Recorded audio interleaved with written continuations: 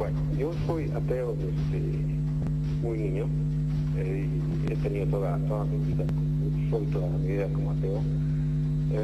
Durante mucho tiempo yo he venido a vivir acá a Suecia cuando en 1981, durante el golpe de García Meza, y durante toda mi vida acá he sido activista ateo, y últimamente tengo mucho contacto con el movimiento ateo boliviano que está ya surgiendo gracias al nuevo ateísmo militante que ha aparecido, sobre todo en Europa, ¿no?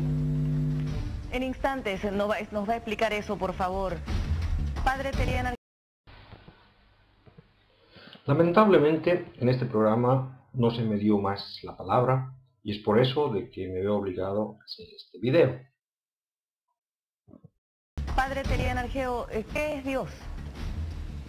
Ciertamente, establecer un diálogo como en este programa sobre el tema de Dios nos lleva a darnos cuenta que el punto de partida es un respeto completo a lo que cada uno de nosotros podamos en este momento pensar, decir o proclamar.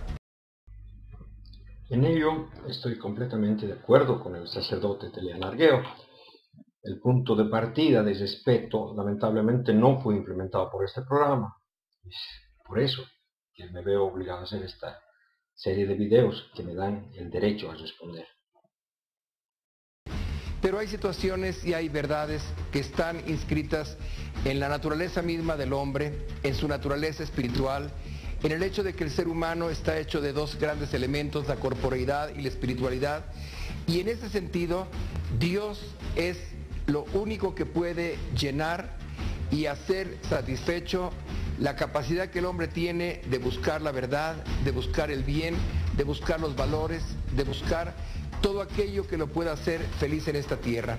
Pero esto sería un elemento muy subjetivo, cuando en cambio tenemos un panorama del universo en donde no podemos entender ni el orden del universo, ni la realidad de las causas que están vinculadas unas con otras, ni el movimiento en el universo, sino es a través de una mente creadora, de una mente sabia, de un Dios inteligente que tiene atributos que le competen a Él en cuanto tal y que es el que hace que todas las cosas sean. Si existimos, si existe el universo, si existe todo cuanto vemos y contemplamos, es porque evidentemente tiene una causa que no puede ser otra sino Dios. Por lo tanto... Padre. Primero, me hubiera gustado que me explique qué cosas están inscritas en nuestra naturaleza humana. Aparte del conocido código genético en el ADN, no pienso que haya nada escrito en nuestra naturaleza. Somos curiosos por naturaleza, por ello investigamos el mundo que nos rodea. La curiosidad es una característica que ha sido muy provechosa evolutivamente. Y no es que busquemos una verdad, que no existe ninguna verdad única y absoluta. Existen varias verdades relativas, que dependen de la época, de la cultura, del grado de conocimiento del individuo. La felicidad tampoco existe como un estado absoluto y continuo. Además existen momentos de alegría. La vida no es algo estático, hay subidas, bajadas. Por lo tanto, no es necesario ningún Dios para satisfacer esas necesidades. Somos autosuficientes. En cuanto a nuestra supuesta incapacidad de entender el orden del universo, es que quizá el universo no esté ordenado. Y es que está suponiendo un universo en el que todo tiene una causa. Sin embargo, nosotros, como observadores del universo, lo que vemos es una regularidad. Lo que llamamos relación causal es una abstracción mental para ordenar en nuestra mente esa regularidad. No creo que sea posible demostrar la relación causa-efecto real y objetiva para todos los fenómenos del universo. Pero aún aceptando la existencia de las relaciones causales, el argumento del sacerdote incurre en una contradicción interna insalvable. Se nos dice que todo efecto tiene una causa, que a su vez es efecto de una causa anterior. Luego se nos dice de que hay algo que no tiene una causa. Si esto es así, entonces la primera premisa es falsa. No todo tiene una causa. También se nos dice que el efecto sin causa es uno solo.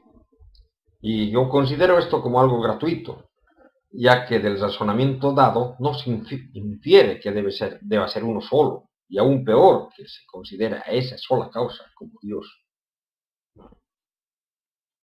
Hay quienes dicen que Dios es la respuesta ante la falta de respuestas y que cuando comienzan a aparecer las respuestas racionales desaparece el espacio de Dios.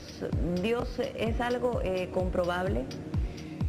Desde tiempos de la filosofía, a partir de Hegel y posteriormente todo el enfoque que tuvo con Feuerbach, con Marx y posteriormente todo el desarrollo que tuvo el ateísmo marxista, nos hace ver que efectivamente hay toda una corriente que postula que Dios no exista y que podamos nosotros vivir sin Dios.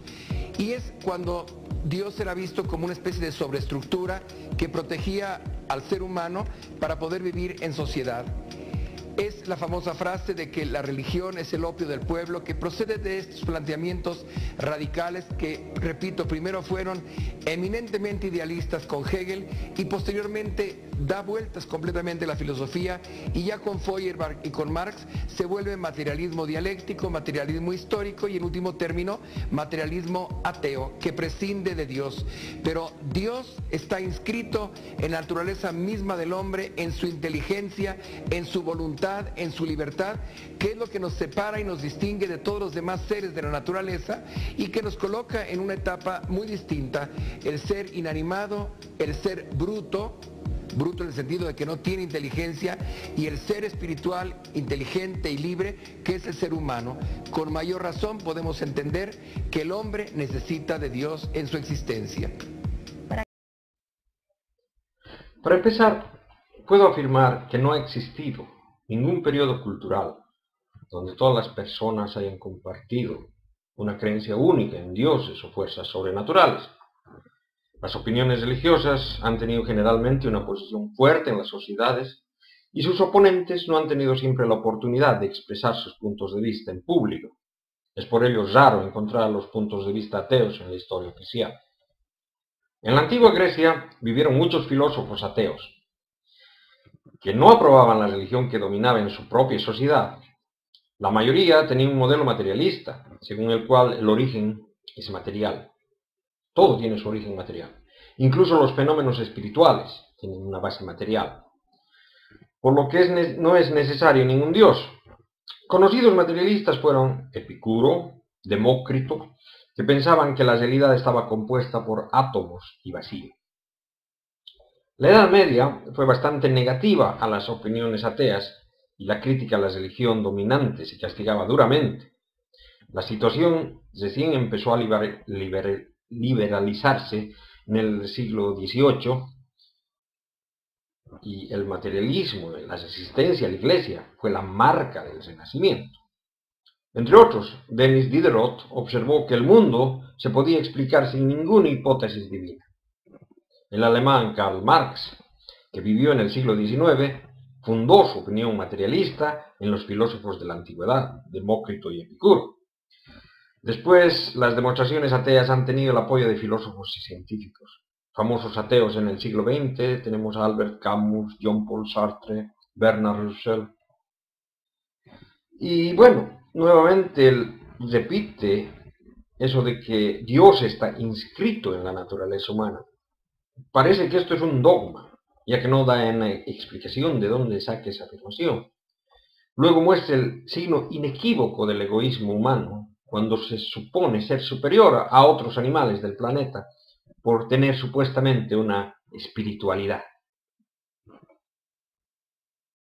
La moral está inscrita en la naturaleza misma del hombre y forma parte de lo que es la libertad que debe dar cuenta de nuestra vida, de nuestras acciones. Debemos responder a una vocación personal que no nos la damos nosotros, y es aquí donde aparece todo el concepto de la naturaleza. El hombre debe ser fiel a todos los principios que en la naturaleza le están marcando una norma de vida que en último término no se la puede dar a sí mismo. Ya lo decía Thomas Hobbes, Homo homini lupus, El hombre es lobo para el hombre si no llega a un pacto social, y entonces viene todo el positivismo moral de tiempos de Thomas Hobbes. Actualmente no podemos entender la moral, no podemos entender nosotros la identificación con el bien o con el mal, más que en relación con un ser supremo, que es en último término el que al final será para mí, mediante el amor, no el temor, el que me hará plenamente feliz, sabiendo que en este sentido encuentro yo el significado de mi existencia. Padre, Sin una Dios pregunta, por no favor. hay vida moral. Bueno, definitivamente es un dogma. No sé si será católico o cristiano, eso de que la moral está inscrita en la naturaleza del hombre. Desde luego que podemos definir lo que es bueno y lo que es malo sin necesidad de seres supremos. Es simple. Basta con colocar como un objetivo el bienestar de la especie humana, por ejemplo. Así definimos que cualquier cosa que dañe está mal.